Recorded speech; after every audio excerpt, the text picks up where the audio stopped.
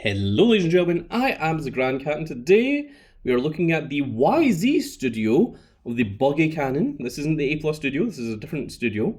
But this is going to be the accumulation of all of our Cross-Guild figurines. So this is going to be a very, very exciting one. So we're going to look at the Cannon first of all, and then we're going to bring on all of the Cross-Guild figures from all of the A Plus studios, and we're going to see what they all look like all together. Very, very excited to see that. So this is from YZ Studio, which is a different studio. So you can see it has a different box. This one says that it's the original East Blue Saga. Of course, the Buggy Cannon was from the East Blue Saga. It's not part of Cross-Guild technically, but you know, it's still Buggy and it's still Cross-Guild, so we're going to add it in. This was actually a throw-in by a very, very cool eBayer, a fellow One Piece WCF collector on the internet that I've got to talk to, and we are, he is helping me out with, obviously I'm still paying for them all. He's not giving me them for free, but this one was a throw-in, which I thought was very, very cool of him. So it's really nice to see that there are some very cool collectors out there that are equally enthusiastic. It says here that your merchandise has been carefully inspected by Jeff. So big shout out to Jeff as well. And of course this is used YZ Studio. The base doesn't have anything interesting on it, and on the top it does say Original East Blue Saga, and it's got the YZ Studio logo on the top of it. So this is our first YZ Studio. So I'm going to be very interested in seeing what this looks like. It seems to share the same style of packaging as our A Plus Studios. So of course there isn't just A Plus Studio or just YZ Studio. There is a whole bunch of studios, primarily in Japan, I believe, that create figurines and special things that are technically unofficial, but they have the same high standard and high quality as all the official stuff does. So it's certainly not to be scoffed at. And oh well, so that is how that comes about. So this is very interesting. And it also comes with the buggy balls in here as well. So this is very, very cool. So let's go ahead and drag this out. And wow, this is really, really nice. I don't know whose idea it was to think of, like, hey, you know what? We haven't released the Buggy Cannon yet, but I'm glad that someone did, because it is the absolute kind of crazy nonsense that I love seeing from these things. So there is the cannon itself, and it comes with 3 buggy balls. I wonder if one can sit in the cannon. Is that possible?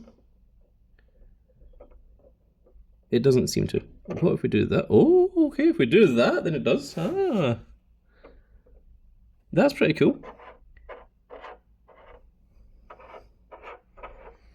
Okay, that is a pretty nice little thing. I don't know if that's how it's supposed to be presented, but it's how I am interpreting it to be presented.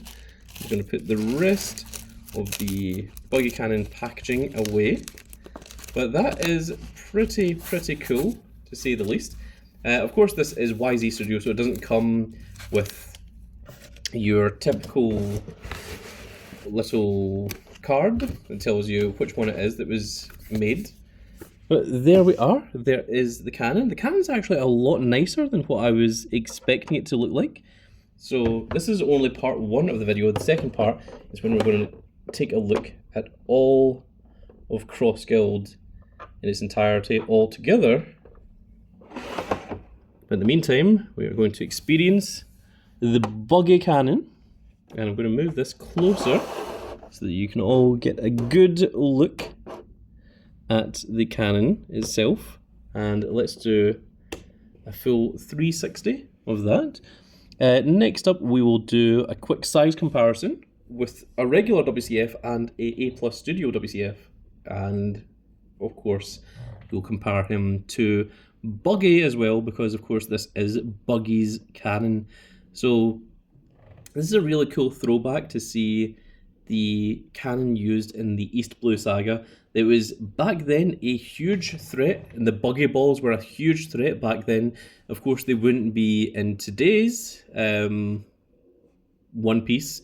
You know, it would just be like, oh, a cannon? Okay, well, that's nothing. And the special buggy balls that, or was it the muggy balls that he called them? That had a massive explosion potential. They could destroy many things. So a big threat back in the original East Blue Saga that would be laughed at in today's modern One Piece. So that is very cool. Let's go ahead and stop that just there. Let's do a quick size comparison. So there is a regular WCF figure who is Crocodile. Let's go with the A+ Studio of Crocodile, who is of course just a little bit taller. So you can see the size differentiations between those.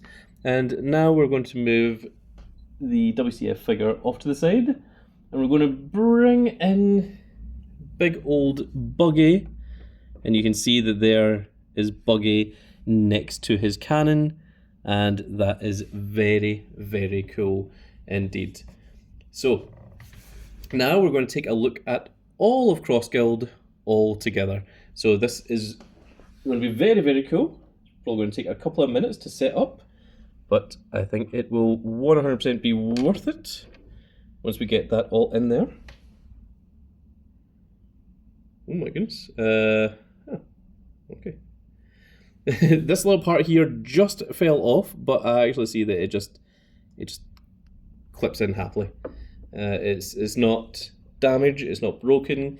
It was just a little thing that shocked and surprised me for just a second there. So we're probably going to need the entire range of the base. We're not going to 360 everything, so our little mirrored gimmick can stay off to the side. And I think we need to start this off with the 4 Emperor Buggy the Clown himself, who is absolutely massive. He's going to sit there.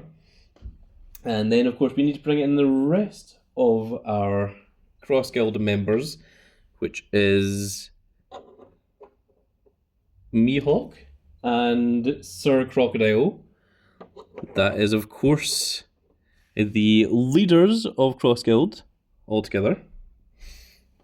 Next up, let's bring in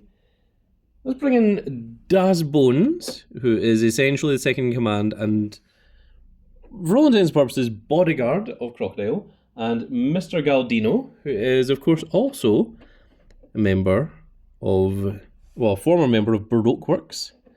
So there we go.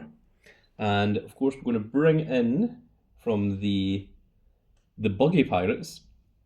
I think we need to bring in Richie first, because I think he needs to sit in the back, because he is a big old massive chunk of a lion. And I think it makes sense to bring in Moji here as his trainer, which means that Alvida is going to have to sit over here in the background next to Mr. Galdino, and then we're going to finish it up with Cabbage over here on the side. And there we have all of Cross Guild. And of course, we've got the Buggy Cannon. They can sit there as well, just to add in to the rest of the shot. Oh my goodness, I'm going to move this up just a little bit so that it's actually on camera. Same with this one.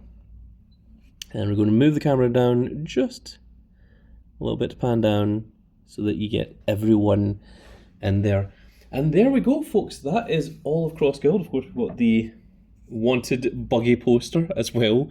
Where can that sit? I guess that's going to sit just about there. There we go. that looks absolutely ridiculous. You know what? I'm actually going to shove that in the background for just now, so that we can really focus on the figures themselves. And yeah, that looks really nice, seeing all of Cross Guild all together like that. That is a very, very, very cool collection, to say the least. So, wow. It took us a little while to get through all that. You can see that, well, you might not be able to see, but the sun has actually went down in the point of me doing this recording session. So the rest of the videos are going to be done tomorrow when we've got some more sunlight. We're using some artificial light here just to do this little final part. But this is really cool. You know, I'm going to take a quick photograph of that as well, because that is a really, really cool little image of all of our Cross Guild characters. And that is everyone that is an official member of Cross Guild. There is, of course, some minor, not named characters, but in terms of the main attractions of Cross Guild, this is them. This is the entire thing, and they look absolutely fantastic. So I'm very, very pleased with them. I think they look really, really cool.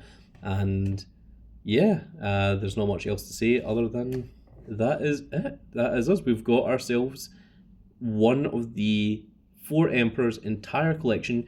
We've also done it with Shanks. We've got all of Shanks' crew. We've got all of Luffy's crew, the Straw Hats. We've got all of Cross Guild now. And Blackbeard, there is a One Piece WCF premium collection of Blackbeard that comes with Blackbeard and all 10 of his Titanic commanders. So that will be very, very cool to get whenever that comes out as well. And that will be all the 4 modern crews of the 4 Emperors. Whitebeard's crew is a little bit harder because he has a lot of them, and a lot of them just aren't very interesting. I am sorry to anyone out there that has love for the Whitebeard pirates. Some of them are really, really good, like the top members, but the lower ones, not so much. Same with Kaido's. There is a lot of Animal Kingdom beast pirates. Of course, King, Queen, Jack, they are all like really, really high up there, really amazing characters. But you get into the lower ranked ones, and it's like, do I really want to collect all of these? And then, of course, the Big Mom pirates. There's very, very few WCFs of the Big Mom pirates themselves. We've got Big Mom, we've got Katakuri, we've got Pudding, and we don't even have Perospero. There is a Cracker, but he's incredibly expensive. There's only one of them. He was only released one time. So, and most of Big Mom's other children just haven't been released. So at least we can get the full crews of the 4 modern emperors. It's just Big Mom, Whitebeard, and Kaido. A little bit more difficult. But that doesn't mean that I'm going to say no, that I'm not going to get them. It just means that I'm going to wait for a little while before I start trying to go for another collection of another emperor. I think I'm going to wait until we get Blackbeard and his 10 Titanic commanders.